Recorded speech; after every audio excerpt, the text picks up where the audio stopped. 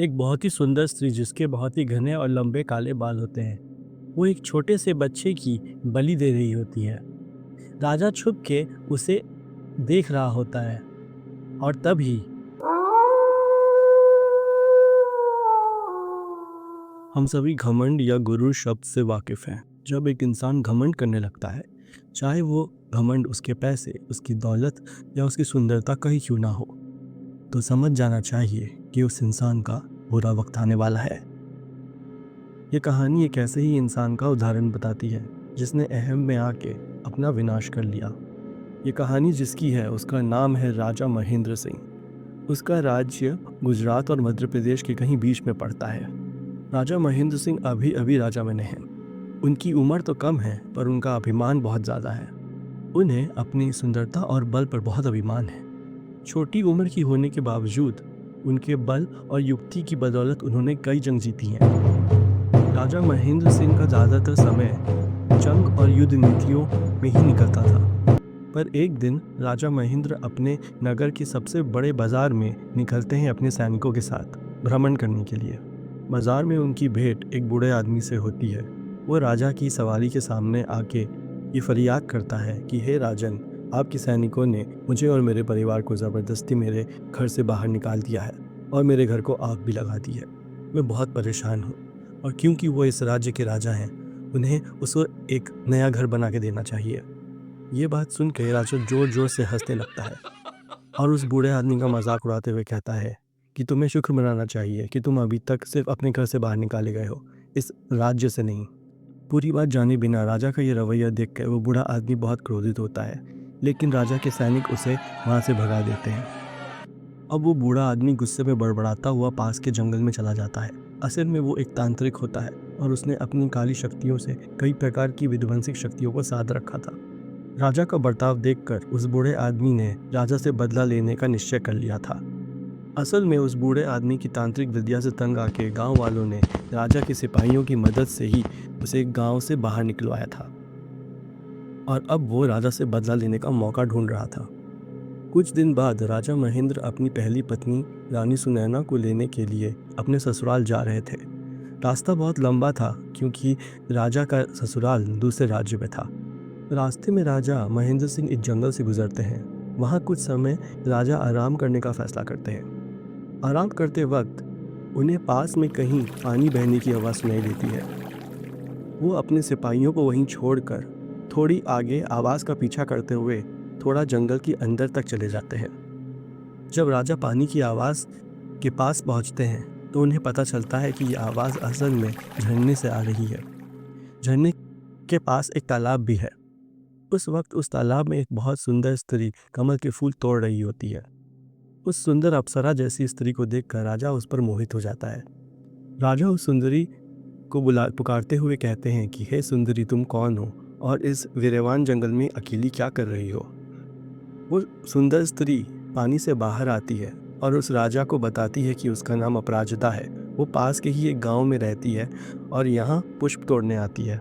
के बहुत सुंदर काले बाल होते हैं। उसका रंग एकदम सुबह की किरणों की तरह सुनहरा और उसके पास से एक बहुत ही मनमोहक सुगंध आ रही होती है। राजा महेंद्र अपराजिता का रूप देखकर कुछ समय के लिए अपनी पहली पत्नी रानी सुनैना को भी भूल जाते हैं। वो बिना समय बर्बाद किए अपराजिता से पूछते हैं कि क्या वो विवाहित है। ना में जवाब सुनकर राजा महेंद्र बहुत खुश होते हैं और तत्काल ही अपराजिता से शादी करने की इच्छा जाहिर करते हैं। राजा महेंद्र अपना परिचय देते हुए बताते हैं कि वो इस राज्य के राजा हैं।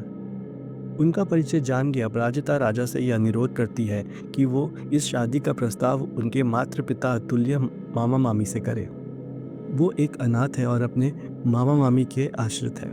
इस कारण राजा आपको मेरे मामा और मामी से मेरे विवाह के उपलक्ष्य बात करनी पड़ेगी। राजा ये बात मान लेते हैं और अपने सारे सैनिकों को लेकर अपराजिता के गांव की ओर चल पड़ते हैं।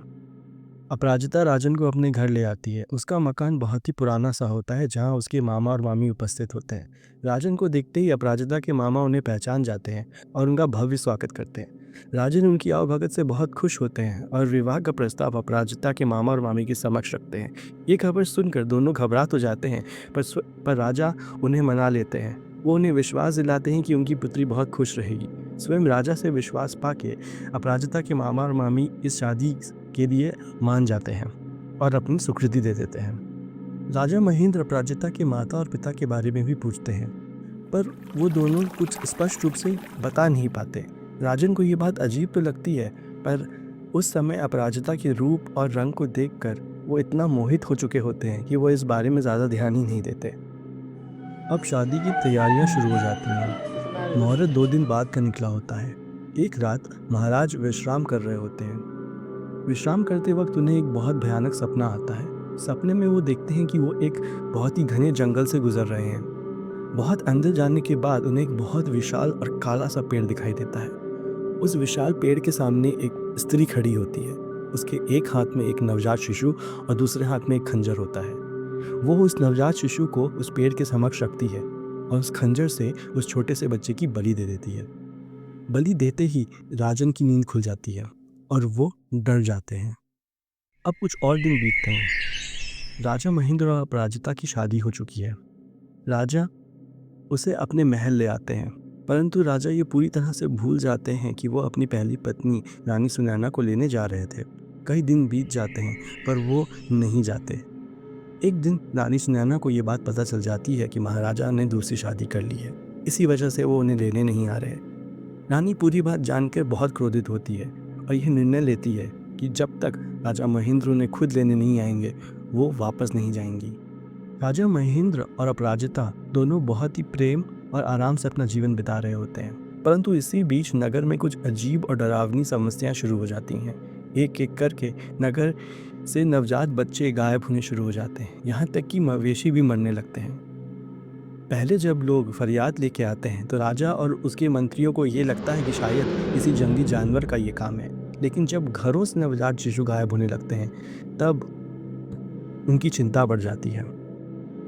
एक रात राजा महेंद्र अपने कमरे में आराम कर रहे होते हैं। आधी रात को जब उनकी नींद खुलती है तो वो देखते हैं कि अपराजिता उनके कमरे में नहीं है। थोड़ी ही देर में पूरे महल में रानी अपराजिता की खोज होने लगती है। थोड़ी देर बाद पता चलता है कि रानी अपराजिता अपनी सहायिका के साथ वापस आ रही हैं। उनके हाथ में एक पूजा की थाली होती है। राजन पूछते हैं कि वो इतनी रात को कहाँ गई थीं। रानी उन्हें बताती हैं कि वो पूजा करने गई थीं, परंतु राजा को कुछ समझ में नहीं आता। तभी मंत्री की नज़र अपराजिता की सहायिका पर पड़ती है। वो ये जानना चाहते थे कि दोनों इतनी रात को बिना सैनिक के कहाँ गए थे। असल में वो सहायिका रानी के गांव से ही थी। शादी के बाद वो अपराजिता के साथ ही वो महल में आई थी। उस सहायिका का नाम मधुमती था। वो रानी का सारा काम करती थी और वो सहाय की तरह रानी के साथ ही रहती थी। मंत्री को अब मधुमती पे शक हो जाता है, क्योंकि मधुमती ना तो किसी से बात करती है और ना ही अपने घर वालों के बारे में ज़्यादा कुछ बताती है। वो चुपचाप रहती है और बस अपना काम करती रहती है। ये अजीब रवैया देखते हुए मंत्री ये तय करता है कि वो उस पर नज़र रखेगा। इसलिए वो एक आदमी नियुक्त करता है। कई दिन बीत जाते हैं पर वो आदमी कुछ खास जानकारी नहीं ला पाता। पर एक रात जब वो खबरी वापस आता है तो वो बताता है कि मधुमती हर महीने की तीसरी रात को कहीं बाहर जाती है। वो बाहर जाकर एक बहुत बड़े से पेड़ के पास जाके पूजा करती है। इस बार जब वो पूजा करने गई तो उसने उसका पीछा किया। पीछा करते करते वो देखता है कि उस बड़े से पेड़ के पास वो गई है और उस बड़े से पेड़ पर एक बहुत अजीब से इंसान जैसी आकृति बन रही है। वो जब उसे गौर से देखने की कोशिश करता है तो अचानक से वो मधुमती वहाँ से गायब हो जाती है और वो वहीं बेहोश हो जाता है। इसी कारण वो इतने दिनों से वापस नहीं आ पाया। ये सारी बातें सुनकर मंत्री सीधे ही राजन के पास चले जाते हैं और सारी बातें राजन को बता देते हैं। राजन तुरंत ही सेविका को काल कोठरी में बंद करवा देते हैं। जब ये बात रानी अपराजिता को पता चलती है तो वो उस समय कुछ नहीं कहती। राजा महेंद्र सिंह अपराजिता से पूछते हैं, क्या तुम्हें इस बारे में कुछ पता था? क्या तुम ये जानती थी कि तुम्हारी सेविका काला जादू कर रही है और नगर की नवजात शिशुओं की बलि चढ़ा रही है? अपराजिता ना में जवाब देती है और ये कहती है कि हे राजन, हम गांव के रहने वाले हैं। वहाँ ऐसी कई प्रकार की प्रथाएं चलती हैं, पर उन्हें ये नहीं पता था कि उनकी सेविका भी ये सब कुछ कर रही है। सारी बात सुनकर महाराज शांत हो जाते हैं। कुछ दिन बाद रानी अपराजिता रात के अंधेरे में कालकोठरी जाती है और अपनी सेविका से मिलती है। वो पूछती है कि किसने उसे पूजा करते हुए देखा। जवाब में मधुमती बताती है कि महामंत्री ने किसी को उसके पीछे लगा दिया था और उसे भी नहीं पता कि किसने उसे पूजा करते हुए देखा। मधुमती अपराजिता को सलाह देते हुए कहती है, अब आपको सावधान रहने की ज़रूरत है, क्योंकि अगर मंत्री को आप पर शक हो गया तो हमारा काम नहीं पूरा हो पाएगा। हैरानी की बात यह थी कि मधुमती तो कारागार में थी, पर उसके बावजूद महाराज महेंद्र और मंत्रियों को अभी भी ये खबर मिल रही थी कि नवजात शिशुओं का अभी भी अपहरण हो रहा है। राजा और मंत्री ये निर्णय लेते हैं कि कुछ समय के लिए हर घर जिसमें नवजात शिशु हो वहाँ एक एक सिपाही तैनात रहेगा। इससे ये पता चल सकेगा कि ये सब कौन कर रहा है और बच्चों की भी हिफाजत हो पाएगी। ये युक्ति भी काम नहीं आती, क्योंकि एक रात एक घर से एक औरत एक बच्चे को लेकर भागती है। सिपाही उसका पीछा करता है। वो जंगल की ओर भाग जाती है और एक बड़े से पेड़ के सामने अपने ही छोटे से बच्चे की बलि दे रही होती है। सिपाही आके उसको रोक लेता है और उसके हाथ से खंजर उठा के फेंक देता है। जब वो उसके चेहरे से घूंघट उठाता है तब उसे पता चलता है कि ये कोई और नहीं बल्कि उसी बच्चे की माँ है। उसको देखकर ऐसे लग रहा था जैसे उस पर जादू हुआ हो या वो किसी के वश में हो, क्योंकि उसकी आंखों की पुतलियां एकदम सफ़ेद थीं। अब सैनिक बाकी सैनिकों को बुलाकर उस औरत को बंदी बना लेते हैं। अब जब उस स्त्री को राजा के समक्ष पेश किया जाता है तो वो रोने लगती है। वो बताती है कि उसे कुछ भी याद नहीं कि उस रात वो वहाँ क्या कर रही थी और वो अपने छोटे से बच्चे को उस बड़े से पेड़ के पास क्यों लेकर गई। पर वो ये बताती है कि उस रात उसे एक बुरा सपना आया था, जिस सपने में वो एक बहुत विशाल पेड़ को देखती है और उसके साथ एक औरत को। ये सुनते ही राजा को ये बात याद आ जाती है कि एक रात उसे भी ऐसा ही कोई सपना आया था। अब राजा और मंत्री इस बात की चिंतन करने लगते हैं कि ये सब क्या हो रहा है और कौन कर रहा है। इसी बीच नवरात्रि का त्यौहार आने वाला होता है। रानी अपराजिता महाराज से कहती है कि वो कुछ दिनों के लिए अपने गांव जाना चाहती है। वहाँ उसके मामा और मामी ने एक पूजा रखी है। ये सुनकर राजा भी उसके साथ चलने की बात करते हैं, पर अपराजिता ये बात टाल जाती है और राजा को ये समझाती है कि इस समय उनका नगर में रहना ज़्यादा ज़रूरी है। महाराज ये बात सुनकर उसकी बात मान लेते हैं और अब अपराजिता कुछ सेवकों के साथ अपने गांव चली जाती है। क्योंकि हादसे रुक नहीं रहे थे, रोज़ बुरी खबरें मिल रही थीं, इसलिए अब मंत्री एक दिन राजन को ये सलाह देते हैं कि उन्हें अब किसी सिद्ध तांत्रिक से सलाह लेने की ज़रूरत है, क्योंकि औरतों का अपने ही बच्चों को लेके भाग जाना किसी को समझ नहीं आ रहा था। राजन एक विद्वान पंडित से सलाह लेने के लिए खुद जाते हैं। पंडित जी राजन को ये बताते हैं कि ज़रूर ये किसी काली शक्ति या साया का असर है जो इस राज्य पे पड़ गया है। इसे बल से नहीं बल्कि भगवान की आस्था से ही खत्म किया जा सकता है। पंडित जी उन्हें बताते हैं कि काशी में एक विद्वान तांत्रिक है जो ऐसी समस्याओं का हल निकाल सकता है। उन्हें तुरंत वहाँ के लिए प्रस्थान करना चाहिए। काशी पहुँचते ही राजा उस सिद्ध तांत्रिक का पता लगाने लगते हैं। उससे मिलते ही राजन अपनी सारी समस्याओं का बारे में उन्हें बताते हैं और राजन बताते हैं कि किस तरह उनके राज्य के नवजात शिशुओं की बलि चढ़ाई जा रही है। राजन की सारी बात सुन के वह सिद्ध तांत्रिक उनके साथ चलने के लिए तैयार हो जाता है। यात्रा करके जब तक राजन वापस आते हैं तब तक और कई नवजात शिशुओं की बलि चढ़ चुकी होती है। नगर में पहुंचते ही तांत्रिक को कुछ अजीब सा आभास होता है। ऐसा लगता है जैसे कोई बहुत बुरी शक्ति वहां पर उपस्थित हो। महल में प्रवेश करते ही तांत्रिक की नज़र एक अजीब से निशान पर पड़ती है।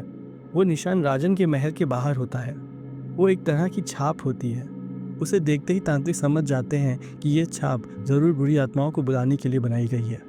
जिस समय राजा महेंद्र सिंह और तांत्रिक महल के अंदर प्रवेश करते हैं उस समय अपराजिता महल में उपस्थित नहीं रहती। यह देखकर राजा बहुत क्रोधित होते हैं और कुछ सिपाहियों को रानी को लेने के लिए उनके गांव भेज देते हैं।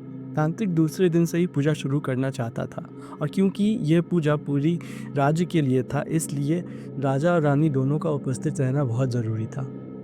जब अपराजिता की कोई खबर नहीं मिलती तो वो अपनी पहली पत्नी रानी सुनैना के पास जाते हैं और पूरा हाल बताते हुए आग्रह करते हैं कि वो उनके साथ उनके महल चले। सारी बातें सुनकर रानी सुनैना वापस महल आने के लिए तैयार हो जाती हैं। तांत्रिक अब पूजा शुरू करते हैं और ये बता देते हैं कि अब पूजा खत्म होने तक किसी का भी राज्य से बाहर जाना या राज्य में प्रवेश करना वर्जित रहेगा, क्योंकि वो पूजा के आखिरी दिन सीमा पर एक रेखा खींचने वाले हैं जिसको लांघना पूरी तरीके से प्रतिबंधित रहेगा।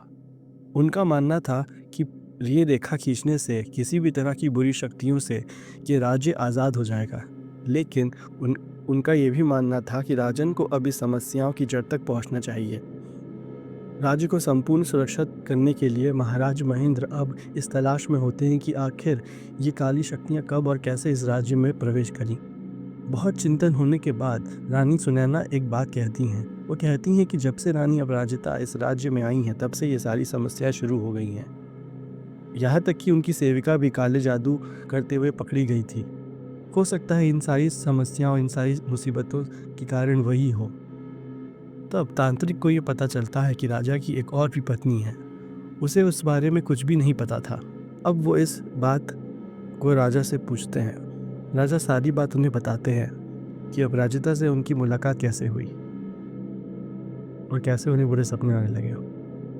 वो कई दिन तक पूजा करने वाले हैं और पूजा के आखिरी दिन ये रेखा खींचने वाले हैं। उनका कहना होता है कि इस पूजा के बाद ये राज्य बुरी शक्तियों से पूरी तरह आज़ाद हो जाएगा।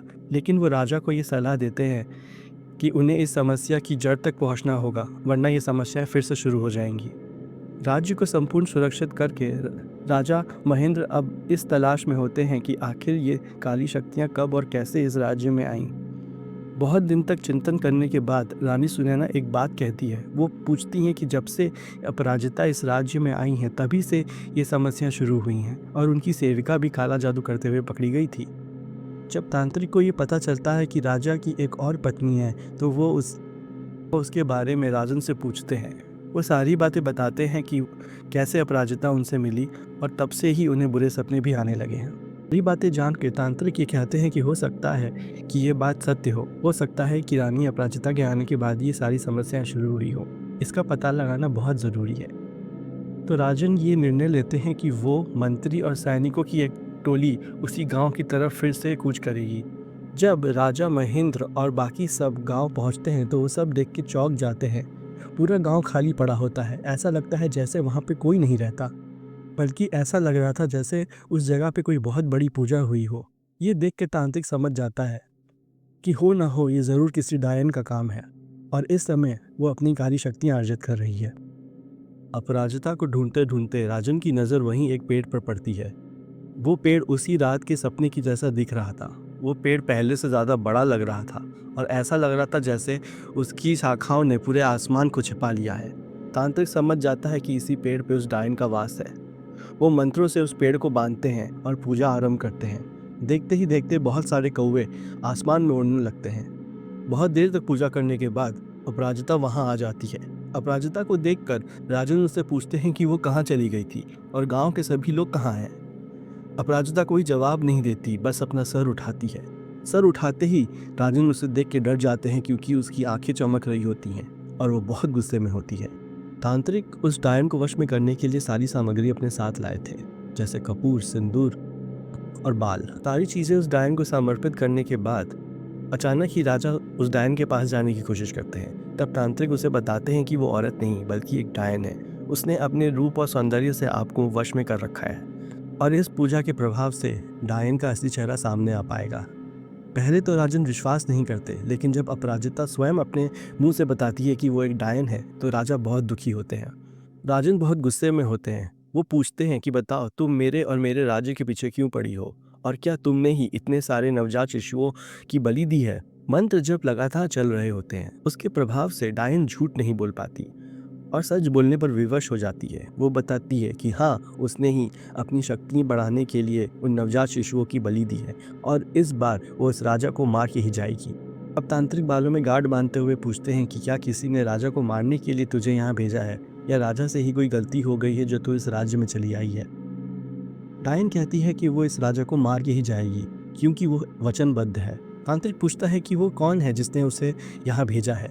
ये पूछते हुए वो बालों पे एक और गांठ बांधते हैं। डायन वहाँ तड़पने लगती है। वो बताती है एक मांत्रिक ने उसे यहाँ भेजा है। राजा उससे मिल चुका है और राजा का घमंड तोड़ने ही वो यहाँ आई है। डायन बताती है कि उस मांत्रिक ने पहले उसे साधना करके बुलाया और फिर मुझसे राजा को मारने का वचन ले लिया। मैं राजा को मार डालूंगी। राजा ने उस तांत्रिक का अपमान किया है, उसे राज्य से बाहर निकाल दिया, इसलिए वो प्रतिशोध में आके राजन को मार डालना चाहता है। तांत्रिक सारी बातें सुन राजा को माफ़ी मांगने के लिए कहता है। और अपनी भूल सुधारने के लिए कहता है। वो हिदायत देता है कि राजा नगर के आखिर में एक छोटा सा मकान बनाकर उस बूढ़े आदमी को वहाँ रहने का आमंत्रण दे। राजा सारी बातें मान लेता है और उसी बीच तांत्रिक बालों की एक गुड़िया बना लेता है और मंत्रों की जोर पर उस डायन को उन बालों में कैद कर देता है और उसी वक्त उस गुड़िया को उस पेड़ के नीचे गाड़ देता है और ये हिदायत देता है कि कोई कभी भी इस पेड़ के आसपास ना भटके, क्योंकि इसी पेड़ पे उस डायन का पहले वास था। अब राजा महेंद्र सिंह को उस डायन के प्रभाव से मुक्त हुए 10 साल बीत चुके हैं। एक दिन राजा महेंद्र सिंह का बेटा राजकुमार उसी जंगल के मार्ग से अपने घर वापस आ रहा होता है। रास्ते में उसे ऐसा लगता है जैसे कोई उसे बुला रहा है, तो वो वहीं सिपाहियों के साथ जंगल में रुक जाता है और वहीं एक पेड़ के नीचे विश्राम करने का फैसला लेता है। उसे सपना आता है जैसे कि ज़मीन के नीचे एक बहुत सिद्ध देवी की मूर्ति है। वो ये सपने को सच मानकर वहीं खुदाई करवाता है। खुदाई करवाने पर उसे एक छोटी पोटली मिलती है और वो पोटली कोई और नहीं, वही पोटली थी जिसमें उस डायन को बंद किया गया था। युवराज जैसे ही उस पोटली को खोलते हैं, वही बालों वाली गुड़िया मिलती है। वो उस गुड़िया को फेंक देते हैं। अब गुड़िया मिलने के 7 दिन बाद ही राजा की अचानक बहुत बीमारी की वजह से मौत हो जाती है और इस तरह डायन का बदला पूरा हो जाता है।